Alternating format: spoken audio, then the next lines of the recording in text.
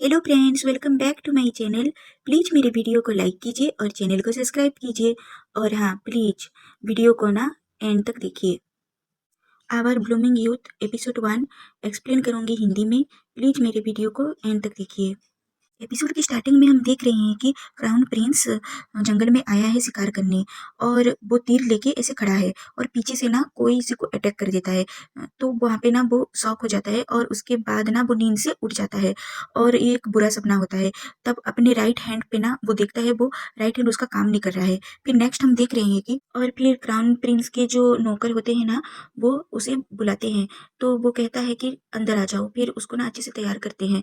फिर उसके बाद जब वो रेडी होके ना ऐसे जाने लगता है, तो कुछ दास-दासियाँ ना गॉसिप करने लगते हैं कि ये ना उसका राइट हैंड काम नहीं कर रहा है, और कोई भूत का साया है, और कोई ना उसको ऐसे अटैक कर दिया था जहरीली तीर से, तो इसी वजह से ना उसका हाथ काम नहीं कर रहा है। बहुत सारे गॉसिप करते हैं। तो ऐसे ना क्राउन प्रिंस जाते समय ना उनको थोड़ा-सा घूर के देखता है, तो वो चुप हो जाते हैं। जब वो चला जाता है ना, फिर से इनकी ना गॉसिप स्टार्ट हो जाती है। इतनी अफ़वाह और गॉसिप करने के बाद ना ये बात ना उनके जो होते हैं ना, राजाओं के जो प्रजा वगैरह होते हैं, सैनिक होते हैं, दास-दासिया होते हैं, वो कह रहे हैं कि उसका ना भाई का इसने ही खून कर दिया है, इसी वजह से ना उसका भूत इसको सता रहा है और उसका हाथ काम नहीं कर रहा है। बहुत सारी गॉसिप, यहाँ तक कि राजा तक ये बात चली जाती है। उनमें से ना एक सैनिक कहता है कि राजा से कि आपका बेटा ना ऐसे डिसेबल्ड है, उसका हाथ काम नहीं कर रहा है, और ये राजा कैसे बनेगा? एक सेरेमनी करते हैं और वहाँ पे प्रूफ देना पड़ेगा कि ये डिसेबल नहीं है, उसका हाथ काम कर रहा है। फिर राजा कहते हैं कि फिर क्राउन प्रिंस के पापा उसे बुलाते हैं और कहते हैं कि सेरेमनी में तुम पार्टिसिपेट करोगे और सबको प्रूव करोगी स्वीकार करके कि तुम वो डिसेबल नहीं हो, तुम्हारा हाथ काम कर रहा है। तो वो कहता है कि और कोई चारा ही नहीं है, ठीक है, मैं आपकी बात मानता हूँ और सेरेमनी में मैं ज़रूर पार्टिसिपेट करूँगा। फिर नेक्स्ट हम देख रहे हैं कि क्राउन प्रिंस और उसके दोस्त बात कर रहे हैं कि मेरी वजह से ना तुम्हारी शादी ऐसे डिले नहीं हो सकती। तो वो कहते हैं कि ऐसा कोई बात नहीं है, मैंने सुना है तुम्हारी मंगेतर ना बहुत बुद्धिमान और चालाक है। तो वो ऐसे हँसने लगता है। फिर वो कहते हैं कि उसकी वजह से हमें कितनी मुसीबत झेलनी पड़ी थी। तो एक फ्लैश सीन स्टार्ट होता है और वहाँ पे हम देखते हैं कि उसके मंगेतर जो है ना, वो अभी मतलब फ्लैश सीन में वो छोटे-छोटे बच्चे हैं, और वो हमें देखने को मिल रहा है कि उसे ना रास्ता ऐसे पूछते हैं। तो वो कहती है कि अगर तुम मुझे पैसे दोगे तो मैं रास्ता बता दूँगी। तो उसे पैसे देते हैं और कहते हैं अब रास्ता बताओ, और जिस आदमी से हम मिलने आए हैं क्या तुम उसे जानते हो? तो वो उसके ना पापा होते हैं एक्चुअली में। वो कहती है नहीं, मैं किसी को नहीं जानती, और वो गलत रास्ता बता देती है। रात भर ये ढूँढते-ढूँढते सुबह जाके पहुँचते हैं। तो वो कहती है वो ऐसे ही चंचल और ऐसे ही है क्या, या चेंज हो गई है? वो कहती है शायद वो बड़ी हो गई है, चेंज हो गई होगी। तो फिर उसके बाद ना एक दौड़ के आता है एक आदमी और कहता है कि आपके मंगेतर का ना पूरा फैमिली मर चुका है, तो मर चुके हैं।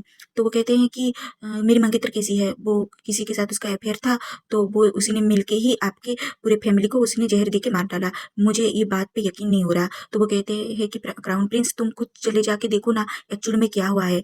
फिर हम नेक्स्ट देख रहे हैं हान सांग-ऑन का फ़िनांस का नाम है मिन जाए-ई। उसे ना बहुत सारे सैनिक ऐसे दौड़ा-दौड़ा के मारने की कोशिश कर रहे हैं, तो वो ना बच के भाग रही है उनसे। तो कहते हैं कि प्लीज़ मेरे ऊपर अटैक मत करो, मैंने किसी को नहीं मारा है, मैं अपनी बेगुनाह साबित करूँगी, प्लीज़ मुझे जाने दो। तो वो नहीं मानते हैं, वो कहीं पे छुप जाती है, फिर भी उसे पकड़ लेते हैं। ऐसे जाते-जाते ना जैसे वो नदी के किनारे पहुँचती है पहाड़ों के ऊपर, तो उन सबके साथ वो लड़ाई करने लगती है। लेकिन फिर ना वो खुद को बचा नहीं पाती और पानी में गिर जाती है। जैसे ही पानी के अंदर वो गिरती है, तो वो अंदर डूब जाती है। फिर कुछ देर बाद ना उसे आँखें खोलने का हम देख रहे हैं। शायद वो बच जाती है।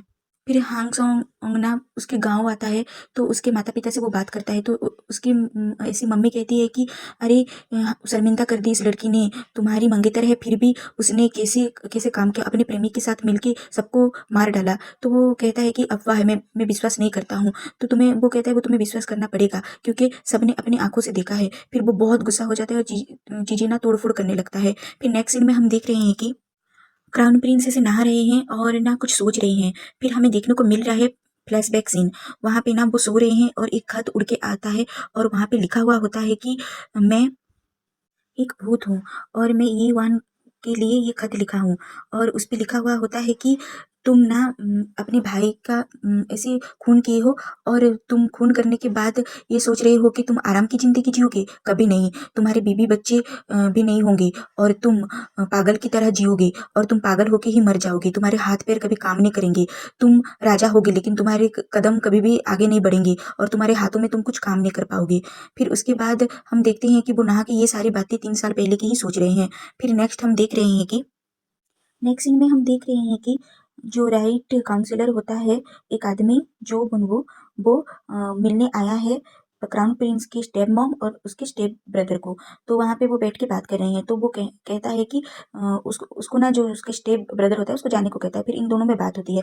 वो कहता है कि सेरेमनी स्टार्ट होने वाला है और उसका राइट हैंड बिल्कुल भी काम नहीं कर रहा है। वो कैसे शिकार पे ऐसे जीतेगा और वो ना जीतेगा तो ये हमारे लिए अच्छी बात है। तो वो कहती है कि उसकी स्टेप मॉम मैं ऐसी बिल्कुल भी नहीं हूँ, मैं उसका भला ही चाहती हूँ, वो अच्छा रहे, स्वस्थ रहे। तो वो कहता है ये सब बातें ना तुम मुझ पे छोड़ दो, क्योंकि मैं चाहता हूँ कि जो उसके स्टेप भाई है ना वो ऐसे राजा बने, क्राउन प्रिंस बने, ये चाहता है। ये सारे ना पॉलिटिक्स इसी का ही है, लगता है ये यहाँ का विलियन है।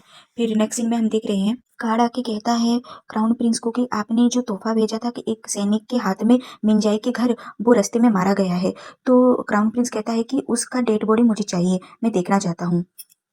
क्राउन प्रिंस के बॉडीगार्ड जो हमेशा उसके साथ रहते हैं वो कह रहा है कि आपने एक सैनिक को भेजा था तोहफा देने के लिए, लेकिन मिंजाई ने उसको मार डाला, लगता है उसने ही मारा है। तो क्राउन प्रिंस कहते हैं कि उसको ज़रूरत ही नहीं है मारने का, उसकी वजह क्या है जो वो मारेगी। नहीं, सब कह रहे हैं कि उसने अपने पूरी फैमिली को मार डाला, तो वो सैनिक को मारना कोई आम बात नहीं है। तो वो कहते हैं कि हमें ना मिंजाई के ऊपर कड़ी नज़र रखनी होगी, वो कहाँ जा रही है, क्या कर रही है। और नेक्स्ट सीन में हम देख रहे हैं कि मिंजाई ना अपने घाव के ऊपर जड़ी बूटी लगा रही है और वो ना एक लड़के के भेष में हमें देखने को मिल रहा है। वो अपने हुलिया पूरा बदलती है और फ्लैशबैक सीन में हम देख रहे हैं कि मिन जाई के जो फादर है ना उसको एक लेटर देते हैं और ये ना क्राउन प्रिंस ने तुम्हें दिया है ऐसे बोलते हैं। तो वो कहती है कि ये लेटर तो आपके लिए आया है, फिर आप मुझे क्यों दे रहे हो। और वो जब उनके ऊपर अटैक होता है तब वो कहते हैं कि मरने के ठीक पहले कहते हैं कि ये लेटर में लिखा है कि उसके ऊपर बहुत बड़ा खतरा है, क्राउन प्रिंस के ऊपर, और तुम उनकी रक्षा करोगी। तो वो तैयार होकर निकल जाती है हमारे क्राउन प्रिंस की रक्षा करने। फिर यहाँ पे मिंजाई के मंगेतर ना वो कहते हैं कि कुछ लोगों को कि जाओ मिंजाई के ऊपर नज़र रखो और उसके प्रेमी के ऊपर भी नज़र रखो। मुझे सारी इन्फॉर्मेशन चाहिए कि ये बात सही है या अफ़वाह है कि उसने अपने फैमिली को मारा है।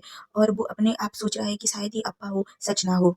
फिर नेक्स्ट हम देख रहे हैं ना ऐसे प्रैक्टिस कर रहे हैं हंटिंग सेरेमनी के लिए। तो वहाँ पे कुछ वो देखते हैं कि वहाँ पे लिखा हुआ होता है कि तुम अपनी मूर्खता के कारण मारे जाओगे और तुम्हारी वजह से बहुत सारे लोग मरेंगे। तो वो प्रैक्टिस छोड़ के अपने बॉडीगार्ड को कहते हैं, क्या तुम भी ये अफ़वाह सुने हो कि मुझे भूत ने श्राप दिया है और मैं मर जाऊँगा और मेरे लिए बहुत सारे लोग भी मरेंगे? तो ऐसे मूर्ख लोगों की बात आप सुन क्यों रहे हो? ये बस अफ़वाह है, आप इसे विश्वास ना करो। कुछ लोग ना ऐसे गाँव में ऐसे चुगली कर रहे हैं मिंजाई के नाम पे कि मिंजाई ना पानी पे से गिर गई और उसकी डेड बॉडी अभी तक नहीं मिली है। जब वो लोग बात कर रहे होते हैं उसकी ना एक दोस्त आ जाती है मिंजाई की और कहती है, तुम लोग क्या बोल रहे हो? क्या मिंजाई पानी में गिर गई? वो जिंदा है कि नहीं? तो वो लोग कहते हैं कि शायद वो मर चुकी होगी और उसके बारे में ना बुरा भला कहने लगते हैं मिंजाई के बारे में। तो वो उनकी सारी चीजें फेंकने लगती है। फिर उसके बाद पोस्टर ऐसे देख रही होती है मिंजाई एक जगह पे खड़ी होके। तो उसकी दोस्त उसे पहचान लेती है और उसके पास आ जाती है। वहाँ पे ना एक लड़का भी होता है और कहता है कि मिंजाई निर्दोष है ऐसे करके। तो वो सारे पोस्टर ऐसे फेंकने लगता है। तो वहाँ पे एक सैनिक आ जाता है और कहता है कि ये प्रधानमंत्री का बेटा है और ये पागल हो चुका है, उसके बाद जाने दो।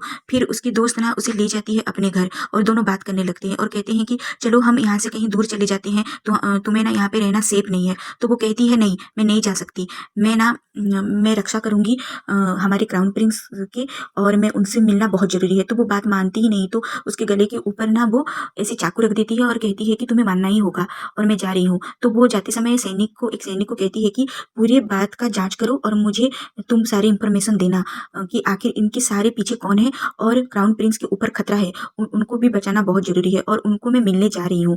तो वो ऐसे भेष बदल कर जब वो जाने लगती है तो वहाँ पे जो हंटर सेरेमनी होती है ना, वहाँ पे वो एक ग्रुप के साथ वो मिल जाती है और उन ग्रुप के साथ वो जंगल चली जाती है। तो जंगल पे ना वहाँ पे शिकार करने लगते हैं हमारे क्राउन प्रिंस और उनके बॉडीगार्ड बहुत सारे। वो 2-3 हिरन को जब मारने लगते हैं और ऐसे आगे जाके जंगल में वो फिर जब एक हिरन को वो मारने की कोशिश करती है, वो धुंधली सी वो चीज़ जो लिखा हुआ होता है उनको दिखाई देता है और वहाँ पे लिखा हुआ होता है कि तुम शिकार करोगे, तुम लोगों को, फिर भी तुम्हारी मूर्खता के कारण तुम मरोगे और सारे लोगों का तुम जान भी लोगे, तुम किसी लायक नहीं हो, ऐसे कुछ लिखा ही होता है।